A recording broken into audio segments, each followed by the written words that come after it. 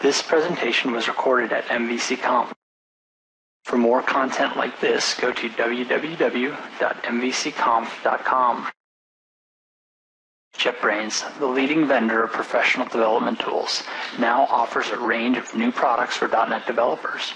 In addition to ReSharper, the top-class productivity extension for Visual Studio, you can now use .cover to run coverage analysis for your applications, .trace to find performance bottlenecks, and use TeamCity and UTrack for a perfect combination of continuous integration and issue tracking software. Go to www.jetbrains.com for more information. Right, so I'm Rob Grayling. I've been using Spark for about a year and a half now. If anyone's wondering about my accent, it's South African in origin, so hopefully you can all understand me okay. And I've been in the UK for the last 10 years or so we should, I think a couple of people have joined from the UK, so hopefully it should all be understandable. Right, so today I'm going to talk about Pragmatic Spark. I've talked about turning it up to 11 simply because I haven't been able to see a talk yet on Spark that actually shows the real advanced stuff that's been going on. The first one that I did see actually happened recently at NDC, and I think the planning for this conference was already happening. So I think if you can have a look at that talk as well, there'll be a lot of parallels here. So the idea here today is to make a few assumptions. Curtis Mitchell did a talk earlier today on the beginnings of Spark and the history, so I'm not going to go into that. He also went into a lot of kind of the basic elements and how to get set up and doing all those kinds of things. He gave some prescriptions as to the way he does things, and those were all great. I've got to set up a project anyway at some point during this demo, so I'll give you a quick run through of how I go about setting it up. The ASP.NET MVC HTML helpers, the render partials, that's the kind of knowledge I presume you've walked into this with as well. It'll help a lot in terms of understanding the code and where we go. And hopefully just a basic knowledge of some of the Spark elements. And if you've joined after Curtis's talk this morning, then you'll have a fairly good idea of being able to tack on to the end of this. If not, and you're watching the recorded sessions, then I would recommend having a look at Curtis's talk and then following that up if you want to watch this one. I watched it this morning as well, just so that I wouldn't rehash a lot of the content. Right, so a couple of the things that you're going to see that I don't want you to be scared of is the debugging windows, the yellow screen of death for Spark. It's something that you're going to become incredibly intimate with if you start doing Spark in a big way. It's not something to be scared of. It's incredibly verbose output, but once you get the hang of it, it's incredibly readable as well. And there has been talk about making that into a more friendly kind of tools view. I'm also I might as well move on to the one other thing. If you are wanting to ask questions along the way, I will pop it down from time to time just to have a look. And if there's anything that I'm not going to cover during this talk, then I'll see if I can quickly answer it. Otherwise, if I'm going to cover it a bit later, then I'll just move on. So the agenda for today, we're going to talk a little bit about Visual Studio 2010 integration work. I've been building Spark since, which I coined the name. Hopefully it sticks. Quite like it. And it's been doing the rounds, the talk about 2010 not supporting any kind of IntelliSense for Spark, and I think that's been hampering it a lot. So I think that's going to be a good effort to get out into the open and to start getting some contributions on for anyone who's interested in helping out with that. The IntelliSense, as it's now been implemented for this beta of Spark Sense, is pretty much exactly the opposite of the 2008 IntelliSense. The IntelliSense in 2008 only dug into the C# language service, and you were pretty much on your own when it came to the Spark syntax. This plugin is the other way around, in the sense that we don't hook into the C# IntelliSense yet. That's the next phase that I want to do, and I don't think it's going to take very long. I've already got quite a few spikes on that. But the reason I chose to do the syntax for Spark first is because C# everyone can pretty much get to from just a class file. We can type out the code, get IntelliSense there if they really have to, and cut and paste it into the Spark file. But it's not the other way around. With Spark syntax, you pretty much have to open up the website and review the documentation. If it's out of date, you're in trouble. So that's the reason I chose to do the Spark syntax first, and hopefully the C# syntax will follow soon after. I guess the only other thing to say is to say when the beta is coming out. I'm away next week, so I don't really want to release it when I'm away. So probably another week from now, we'll have a beta out. Obviously, if you've got access to the source code itself and you're adventurous enough, you can just get it yourself. You're welcome to use it. So without further ado, I'll just show you. I presume you can see my desktop now. I'm hoping you can see my desktop now. No, probably not. You still see the slide. Yeah, that's fine. It's just... right, let's show that. Right, okay, there we go. So inside Visual Studio 2010, you'll have basically SparkSense installed. It's a version 0.1 now at the moment. Nothing much else to say. Other than you can, if you wanted to install it, you can go to the Spark source tree and SparkSense. If you build the project, build the solution, one thing you'll have to do is install the Visual Studio SDK, as you would for any type of plugin you want to build into Visual Studio, before you can even open this project. I've created its own solution, which is Visual Studio 2010 specific, and then it loads up. And once you go to debug, all you have to do is double-click the VSIX file, and it installs itself into Visual Studio. Obviously, having Visual Studio closed at the time is helpful. And that's it. So once you've done that, you'll see SparkSense is loaded. Right. So what does that look like?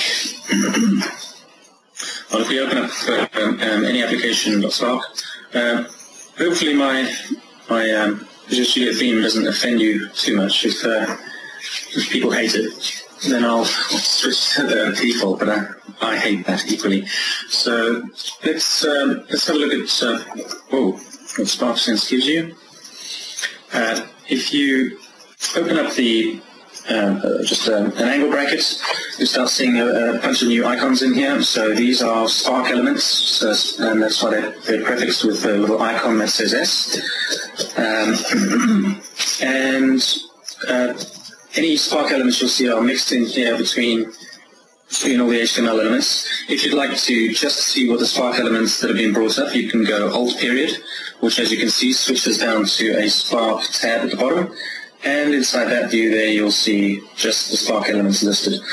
So I've tried to choose different icons. I might change the icons, but they're working for now. Anything prefixed with an S is obviously a Spark-specific special element. Anything prefixed with a P is a partial.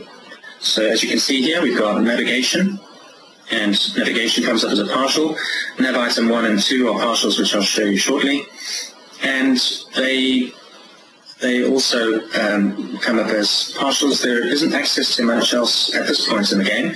So if you choose navigation, you then can hit space. It will then dig through and find out what elements navigation can have on it.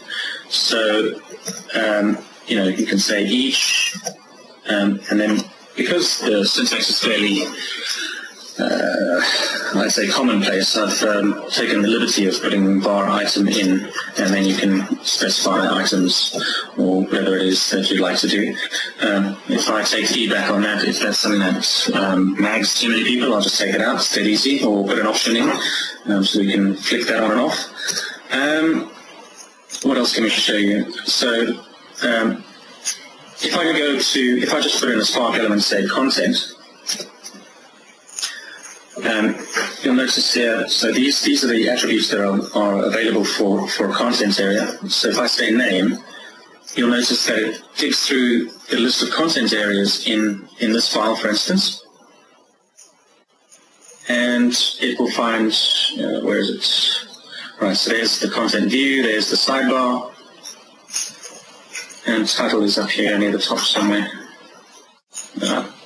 Here we go, content title, right? Let's just undo that before I break something.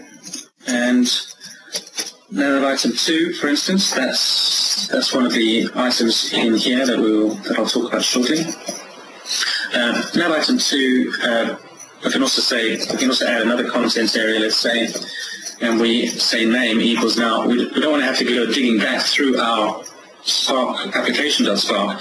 So what we've taken the liberty of doing is digging up through the Visual Studio hierarchy and working out which is the layout master of this particular partial, and then you get to choose it. So I think that's just a productivity benefit, and that kind of thing is going to be going throughout, and it will also obviously be available when the C# stuff is done.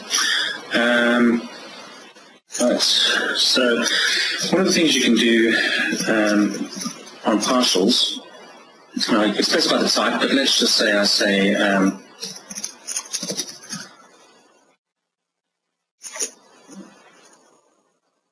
right. Let's say we want the default variable of that, and we just say start. Oops. Let's get back in. And now we start digging into navigation item 2. I could just uncomment this quickly. Actually, I won't do that. I'll just we'll get onto that shortly. Now item 1, you'll notice that it's got the each else if, so it's the attributes that can apply to it, which is great. But nav item 1 itself doesn't have any defaults, right? All it is a basic partial that just specifies a link. Now I am looking at ways for the IntelliSense to hook into these guys here. Once they've got the language service going for the C# side, then those will become available as well, so you can actually specify them. But it's not really according to the Spark model.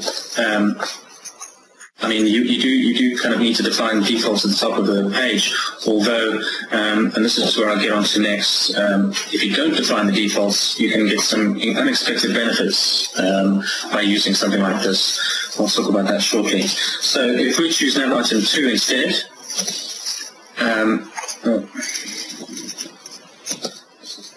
one of the problems, nav item, oops.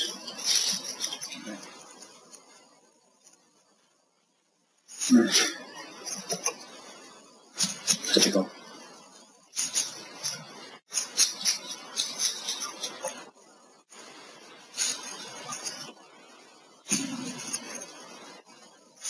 Okay.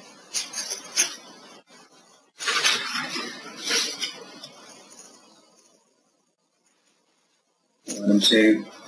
Okay. Well, it's supposed to dig into the default parameters. I must be using a slightly out-of-date version. Anyway, so what it'll do is it'll dig into that and then give you a coolness rating parameter to put on there, and then you can specify the default value. So those are the kind of things that the SparkSense IntelliSense will give you right now out the box, but that's going to be expanded over time. And I think kind of in the next 3 or 4 weeks there'll be some really good feedback, I think, in terms of what needs to change, and we'll get some good changes out there as soon as people have had a chance to look at it. Okay, so moving on. I'm just going to go back to my slides. Hey Rob, I don't know if you'd already mentioned this. We had a couple of questions about getting this set up to work with ReSharper. Yeah, so ReSharper only kind of takes over when the C# when it comes to the C# language service, right? So it does things like narrowing down the list, camel case, and all those things that Visual Studio 2010 does as well. I'm currently in talks with Hadi of ReSharper, or of JetBrains, to, he and I in talking about, working through that as and when it becomes a problem. We know it is a problem with Visual Studio 2010, with 2008, but 2010 is yet to be verified. I'm not sure it is going to be a problem because the hooks into the language service are a lot different than what they used to be. You used to have to do the hooks in using some kind of C++ binary. So, and I don't think ReSharper respected the collections that came back off of the IntelliSense that built its own. So we'll see. The answer to that is still that it's pending. We don't know for sure. But it doesn't interfere at the moment with SparkSense IntelliSense because ReSharper doesn't take control entirely of the HTML side. Okay?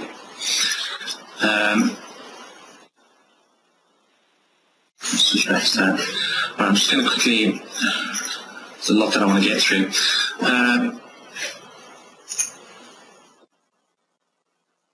Right. Yeah, that's fine. Fair enough. Thanks. So that's what you were talking about, John. Right. So getting your Spark on. So that's SparkSense plugin. There's going to, it's going to be beta, absolutely. I wouldn't use it if you're looking to be incredibly productive and you're a seasoned Spark user. But if you're new to the language and you want to figure out more what the syntax does for you, it's usable right now, I'd say. But I think in the next few weeks we should see some significant improvements as we start getting feedback. Because my usage case is very different to what another person's would be, and we need to figure that out, step by step. So getting your Spark on, that's just kind of talking about the design, the layouts, all those kinds of things, best practices. Right, so I've gone through that. I've talked a little bit about the roadmap. Right, getting us.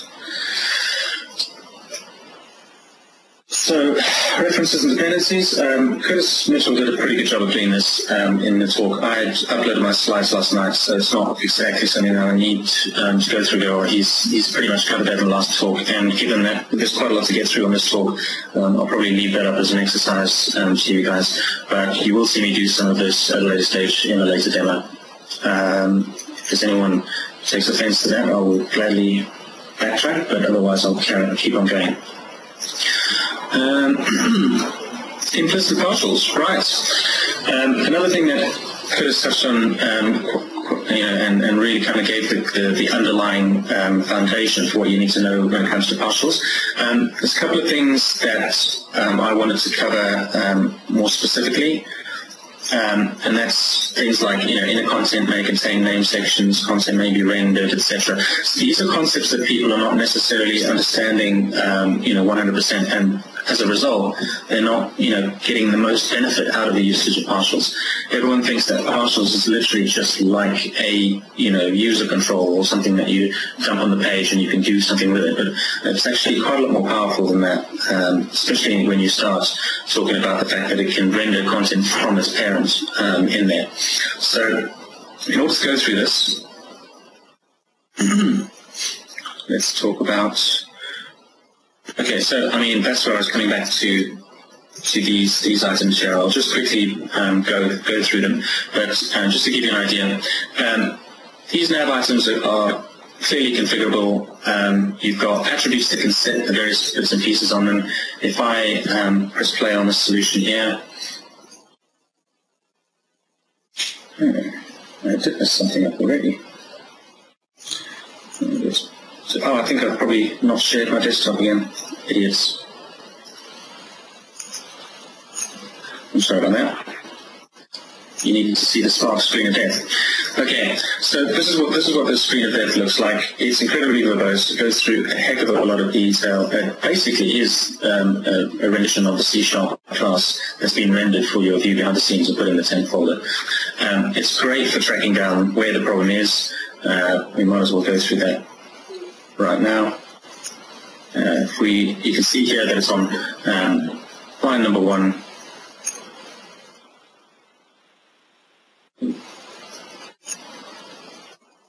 So semicolon expected. So it should be dead simple. You hope.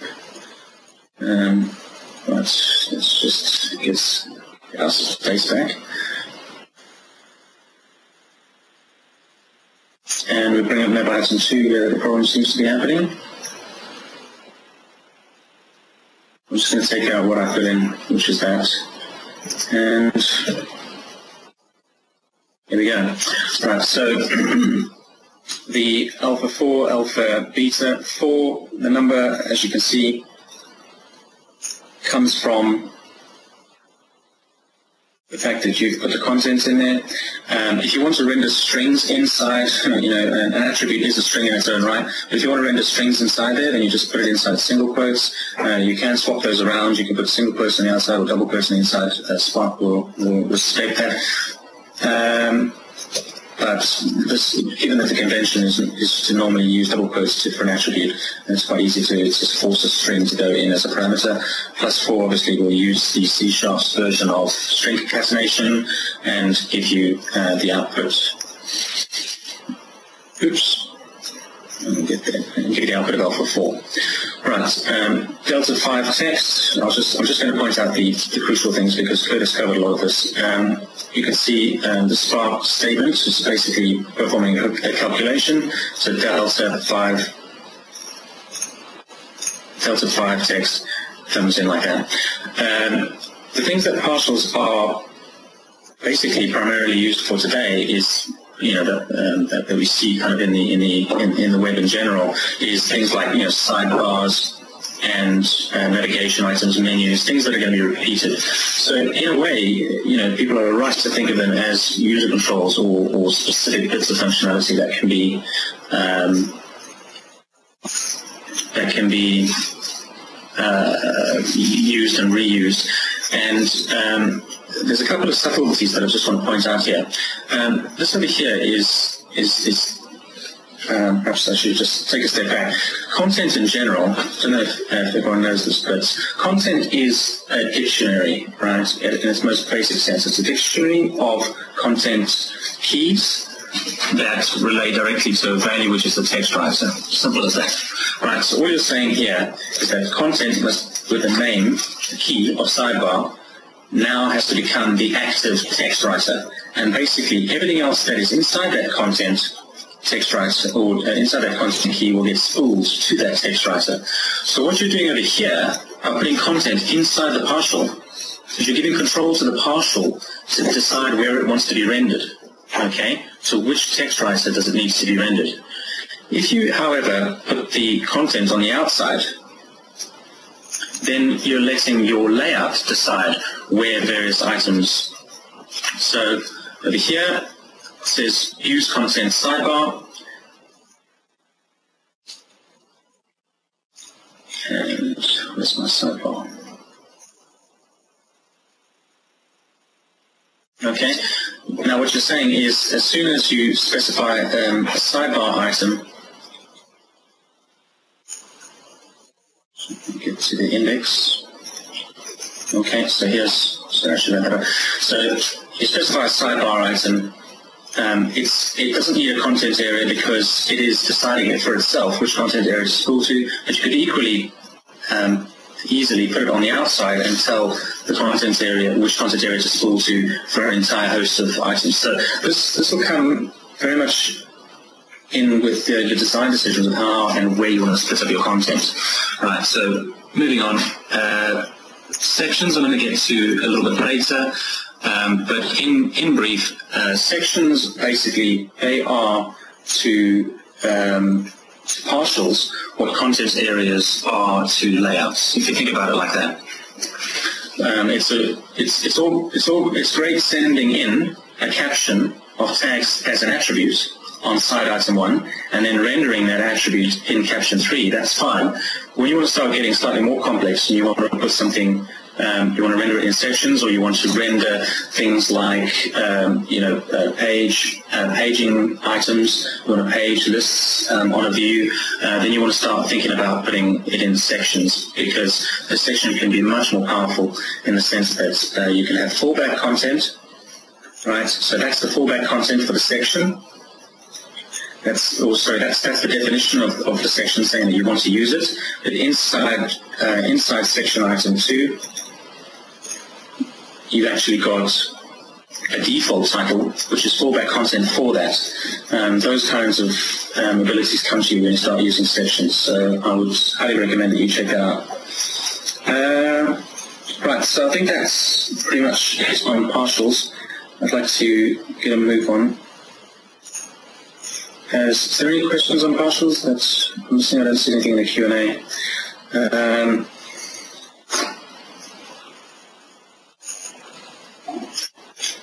Right, so we'll move on to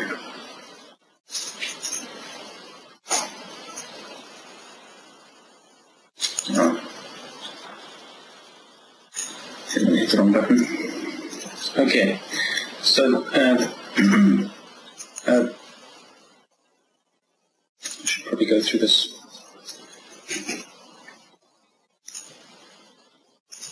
Okay, I'll go through it just as we get to the next section. Right, so macros, moving on to macros. Macros are basically a way of declaring reusable code inside a function call, right? So it uses the language of Spark for its definitions. Anything that you can declare in Spark, anywhere in a page or a layout or a partial, can be done and used in the same sense in a macro, so it's not limited in any way.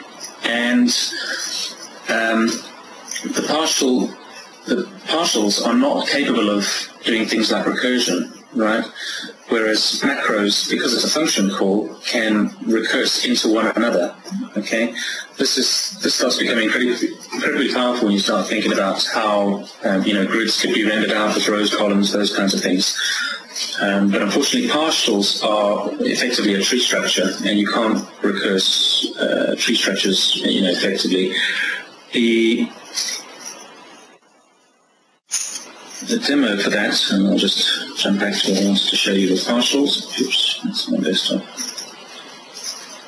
It's my desktop.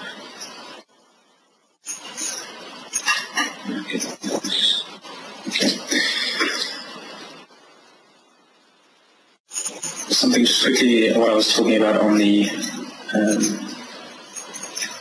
rendering of inner content. This over here, okay. I'll bring up the index again. What we're basically saying is that sidebar 1 has inner content, okay, and whilst you're sending some tags and information in on the attributes, you might want to be able to also do something with the inner content. This is an incredibly powerful feature, because what you're saying is that inside that sidebar, it has control of the layout of what you send in, but it also has the ability to call that text that's sent in, and that's the way it calls its parent, is by saying render. The render section is I've already spoken about, but this Silax 2 does exactly the same thing. It enables you to render out. And just so we see it again, here's basically tags is the caption that got sent in on the attribute, but the content thereof got sent in via the index.html or .spark by the caller, right, the parent. The caption for the second one is exactly the same, except that it's a section, and it becomes optional at that point, in the sense that you can put all sorts of logic around that.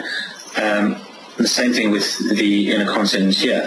However, the sidebar itself is the one that controlled the content spooler to which it got spooled out to, which means that you didn't see the tags coming out underneath inside the main view. You saw it pitching up inside the sidebar designated area. Right, so that's how you organize your contents and get it to get arranged on the site. Moving on to macros. Okay. This is an example of something Curtis went through earlier. It's literally just the definition of a macro. You specify hello world. You can specify arguments and what their specific type is, and when you start rendering them out, you can. I'll just push play on this. Tiny resolution.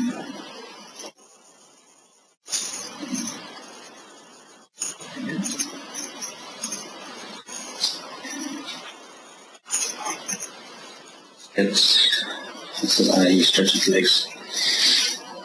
Okay. Basically, you can see they're testing R5. This is the concept that this guy's doing. And literally, it's just a case of calling the dollar syntax. You can call it as if you were calling a function in C#, and the inner content will start behaving that way. This gets kind of interesting when you start looking at things like this, right? If we look at the product, just the controller, we've got a config method, right? And what it does is it's sticking into the web.config file, and it's rendering just normal XML X elements out, and giving it a collection back to the view. So the view data we decide is got a model of X element, and the only thing that this view is doing, if you ignore all that, you ignore all the highlighted stuff, this now is the only real constituent part of the view. It is calling show elements, right? This macro now gives the inner definition of that. It defines a bunch of things off of the model that you'd like to call. You'll notice in here, each element basically takes this block of text and translates it directly into a for each loop. So if you were to do a for each loop, this exact text, whatever goes in here, gets rendered out to the C# class, which basically means you're typing valid C# in here. And this is something that the C# language service in the IntelliSense side will bring about. For the moment, I just do a completion up to there for you.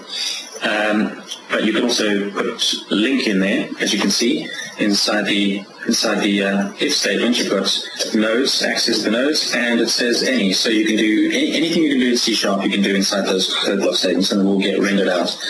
The other thing that's quite clever about the each attribute is this each attribute wraps itself around the entire span output. Now, it seems strange that you almost feel like you're accessing the attribute out of scope. But you're not, because this each element gets rendered on the first pass through first. It's pulled to the outside, at which point attribute from here is in scope, and you can access it anywhere you want inside span.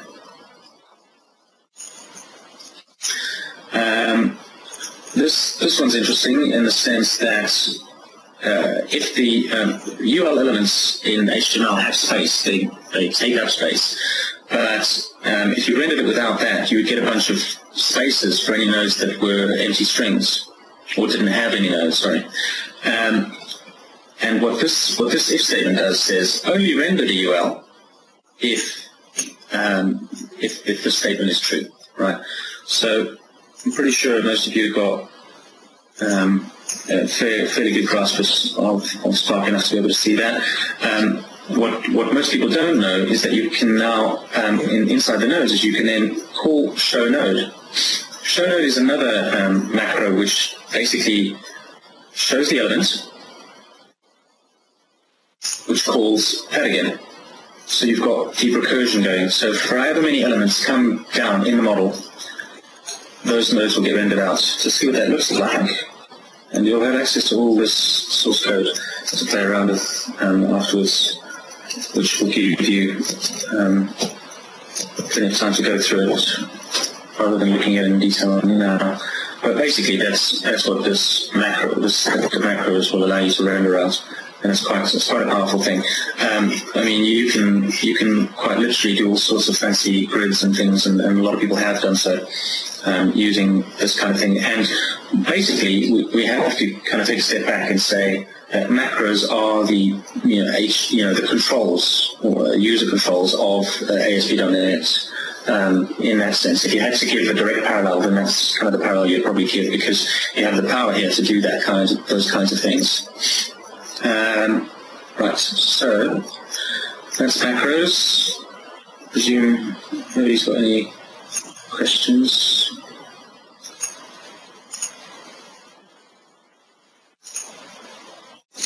Okay, moving on.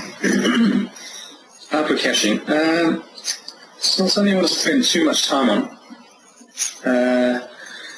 Caching is it's not something many people take advantage of, and possibly for good reason. The main reason here is that caching is only useful on the client side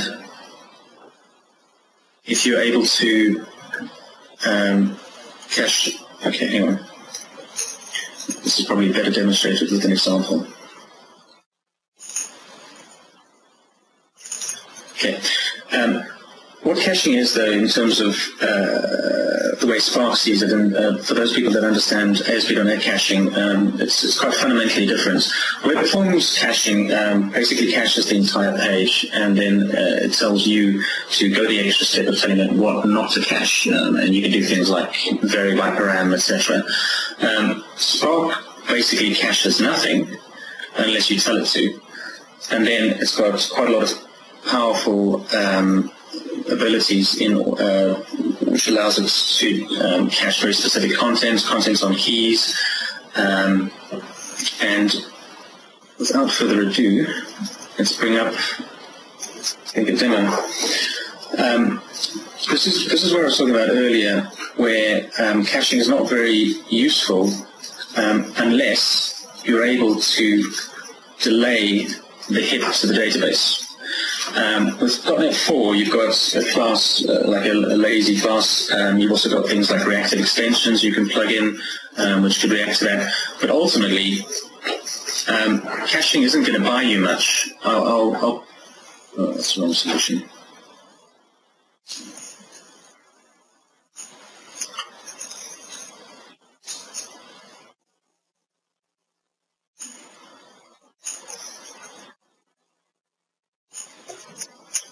For some reason, IE works better on these ones. Sacrilege. Right. If you start refreshing, you can see, just refreshing, and you can see that the page is expiring every 3 seconds, the internal content, but it is refreshing the external content every time you hit refresh. So it's waiting 3 seconds. ASP.NET obviously has sliding expiry as well. Just get our space back. And the sliding expiry, this is just something to watch out for if you're using this particular feature. Sliding expiry that ASP.NET implements is if you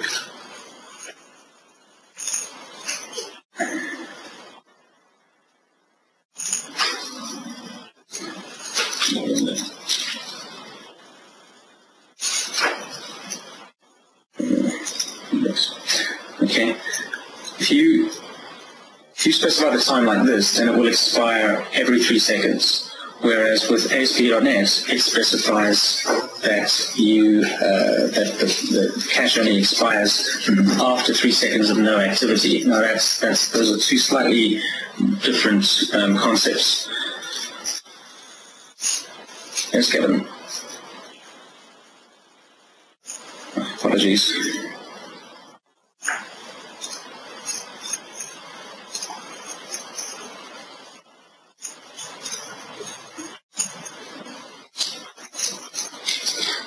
Okay,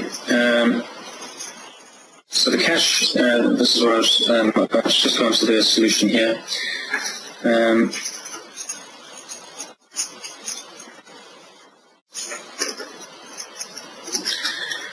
This is what I was talking about here, the lazy loading concept. Basically what's happening here is there's a class that Spark defines called a value holder. It came about before .NET 4 and it was a means of lazy loading whatever's inside the Lambda. So it's quite literally just a function call. If you want to take advantage of caching, you're gonna want to have a look at this example and make sure that you only hitting the data. If you do something like this, then caching in Spark, or even ASP.NET for that matter, isn't going to really benefit you much. It's just something that you need to be aware of. We've only got 15 minutes left and so much more to go through. going to move on to, there's not much more to say about caching other than the fact that you can go through these samples and you can see a lot about how it caches by key, how it caches, as you can see, 42 seconds, and it will continue to cache that particular product, versus beta that got on 39, and it continues to go. And then if we go into alpha, it will now be in the 46th minute. But beta will still be in the 45th minute. So that just gives you an idea. I think things that are not going to be useful for caching, points at which you should not use caching is if you do things like, memcached or a velocity backend where you've got things in memory anyway and you're not going to take a hit on fetching data. If you try and implement caching in Spark, it's going to be overkill for this solution. But there's no reason to say that your website perhaps has a connection through to a web service that might be a slow web service, or Twitter, or something like that. Something like that, which might very well benefit from this kind of caching without having to store it in your memcache. Something you might just want to fetch every 10 seconds or 15 seconds, but you're getting 500,000 hits an hour. That's where the scalability factor comes in, and that's where caching would start being beneficial. But I wouldn't use it if the data is being stored in some kind of memory cache. You're not really taking the hit then. Okay. Moving on to... I'm not even going to bother with the slides. There's no point. Don't spend any time in there, and I keep forgetting to switch screens. So, bindings. I would have liked to...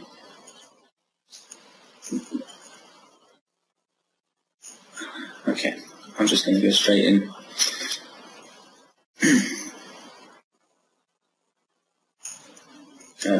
Where is it? Where is it?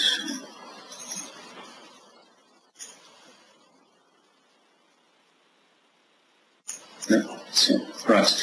So I'm just going to use I've got a bindings example here, which is kind of a completed example. I'll show you that shortly, but I'd just like to go through kind of some of the concepts with you, rather than just showing it all to you at once.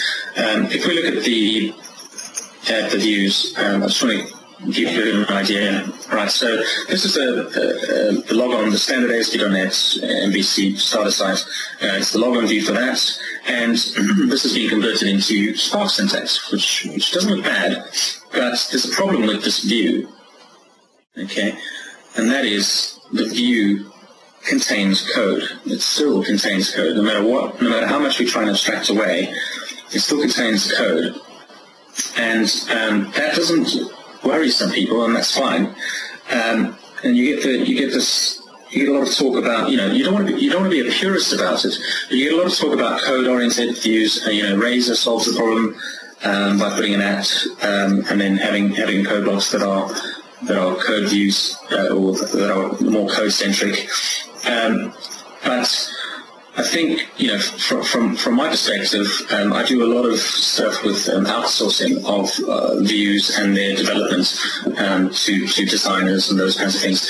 I find it difficult to work with anything that looks a lot like code. But even so, you can split out the work between team members that are stronger or weaker in different skill sets. And in order to do that, you almost need to give them something that's really, really clean and something that's not going to hold them back. Right, and this is where bindings comes in as an incredibly effective. Now, a lot of people, when they think of bindings, they're thinking of binding helpers.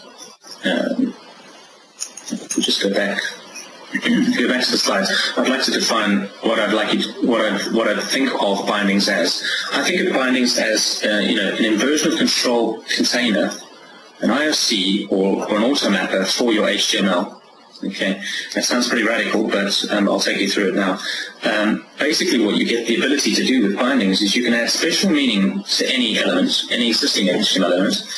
You can provide multiple replacement codes based on patterns.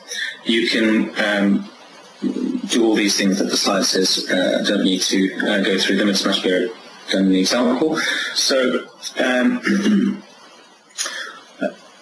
what I try and aim for, what we've been trying to aim for with the way that we develop websites is we try and aim for keeping the views pure HTML whilst keeping C# pure code. I don't like to put HTML into my C# code any more than I like to put C# into my HTML code. So with that, we basically got, I'll just give you the concept. What if you could replace this with this? That's the IntelliSense kicking in. Okay. See that trailing curly brace? Do you have any idea how many times we forget to do that? What if you could just do that and give this to a designer? Better yet, what if you could, instead of that, put an A tag, and instead of register, just say action equals register.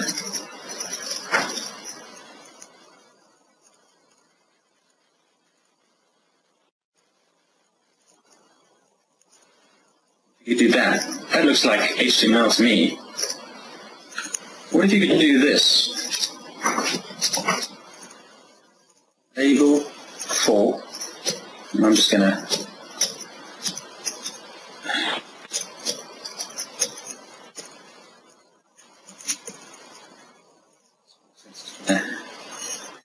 get some attention. I'm going to do that because that's the way I have defined it. But you can define it any way you like. What if you have text box? Here's one of the bugs somebody trying to track down.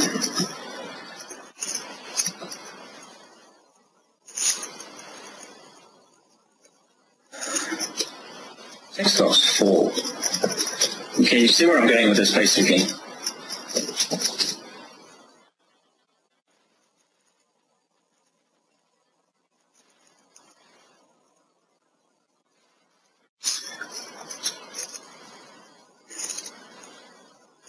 Now, I'm not going to go all the way through this, but I just want to give you a feel for how, you see, this code here, you've already written. Okay, you have this today if you've been using any of the MVC2 stuff. Okay, this is how easy it is to change the bindings. Quite literally, get rid of all the lambdas, get rid of all the stuff that gets in your way. And I love lambdas, but just not in my HTML. Right, now have a look at this top code over here. It looks a lot cleaner than the bottom code. Okay, and the way that you, yeah, I've only got to, hopefully there's not too many questions coming up at the end, but I will try and crack on through this. I think this is an important thing to get right, because this is something that people can start using today and can be very, very effective with. Right, so what you do is you basically in your views folder, let's make sure I'm in the right project. I'm not in the right project. I was editing that project. So in the views folder, you go and add a new item. Don't mess with me, data, XML. Okay.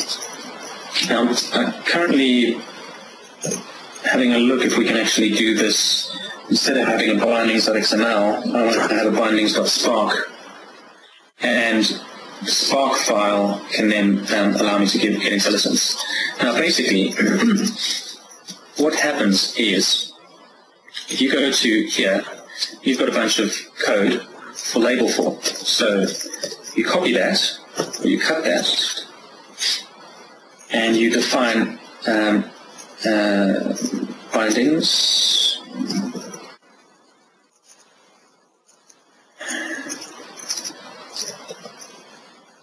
Name, and we'll just go, that's the element that you want to give it, and we paste that, say, right, okay, so we'll call this thing label. And you literally just paste the HTML that you had in the Lambda in there. Now this looks a lot like an IOC registry to me. Basically it's saying, when you see label, I want you to give me that.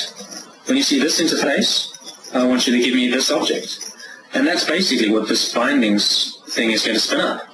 Now, there's quite a lot of complex syntax that you can get inside bindings, but I'm just going to close this and bring up the bindings sample. Now that you've seen kind of how you would go about getting up and running, in the interest of time, I'll just show you a completed bindings file. And it's completed for the purposes of this logon view, but this bindings definition can be as long as you want, for as many objects or items you would like to refine in the project. So the logon before and the logon after. This is what the form looked like before. That's before and that's after. Okay, not much difference other than the fact that the second one looks a lot more like HTML, and I think it's a lot more readable to designers. You can't see a single line of code in here. And if you give somebody a spec and say, you can create a href, whatever you would like, in the design, but just know you can also use action, and these are the list of valid items. And that kind of spec given to a designer is something that can work wonders for any kind of outsourcing activity, or even for dedicated designers on your team.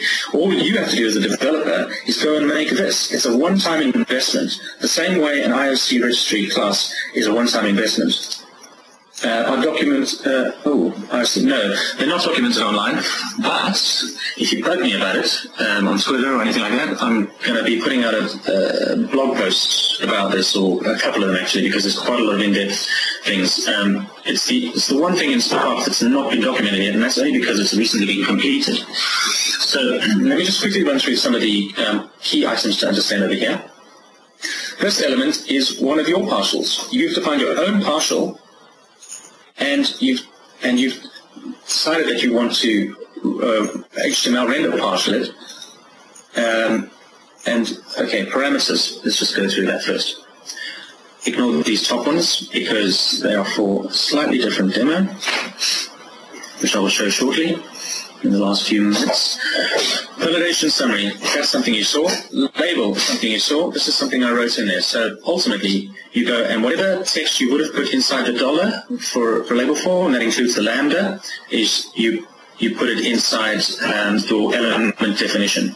The at designates the 4 as a parameter. So if you go and look at the label 4, you can see label 4 and username gets pasted into the 4. Simple as that. So it's a simple translation engine. Password, HTML password 4. As you can see, you can do any one of the normal HTML helpers. For validation, not just for validation, but for any of the elements, you can do overloads, right? I intend to build something into SparkSense that detects these, which basically will give you signature recognition. As you open elements on one of these, and you start typing validation message, you will see a similar kind of syntax that says, you know, 1, 2, 3, and what the parameters are for them. Now, I see somebody's complaining about this horrible dictionary syntax. Well, that's the dictionary that comes with the helper. So there's not, ultimately the HTML helper will allow as many attributes as you would like to tag on. It will allow them to pass through to the element itself in the page. So all that Sparks is doing here is giving you an opportunity to use that. And that, so for instance, if you specify on the logon, if you specify things like here, ignore that for now, I will explain that shortly, but style, background, that's not because this form element magically obtains a style through HTML. That's because style gets fed into this dictionary, and then on rendering it gets passed back out as a normal attribute. Okay, so you can add any attributes that you would into normal HTML that you could put on a p tag or a div tag. You can stick them with your own elements as well, so you get natural extension of HTML into your own elements. Things like this syntax you'll get used to very, very quickly. All this is saying is that it's not a self-closing element. It's got some child elements that you want to be able to render. This one is saying that it's a closed for validations single element, and the only attributes that are coming in is a for and a message, which is an error message, the validation error message. Right, so without further ado, let me just run this sample and just give you an idea.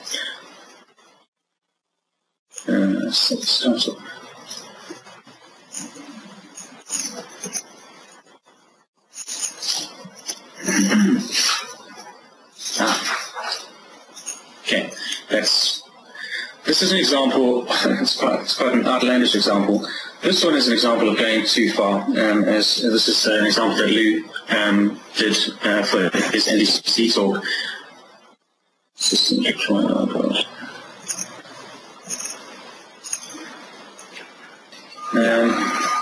Sorry guys, this talk should probably have been a little bit longer, but basically you get a rainbow effect here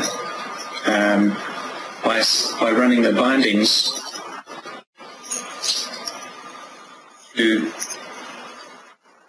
the colorize thing that has a thread that takes some parameters, min and max, and you can effectively achieve all sorts of things by using the bindings, but the actual XML looks incredibly neat. Was it?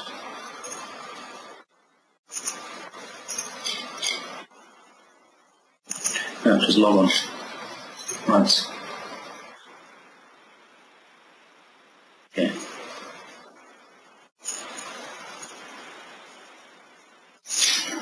I'll probably don't have time to fix this one now, but basically, in your globals, there's system.drawing that needs to be included. Okay, guys. Well, feel free to contact me on Twitter or anything like that for questions that you have further about these kinds of things. The code and the demos will be online. I'll probably, now that this has taken too long, I'll probably look at putting some kind of screencast out with the remaining bits, only because I feel bad that you guys didn't get to see it. The Spark code can be downloaded from there, documentation, discussion group, you can join the email list there and ask questions, etc. Or you can contact me on Twitter or check out my blog for any further updates. Anyway, I hope you guys wasn't too intense, and I hope you guys had a good time. This presentation was recorded at MVCConf. For more content like this, go to www.mvcconf.com.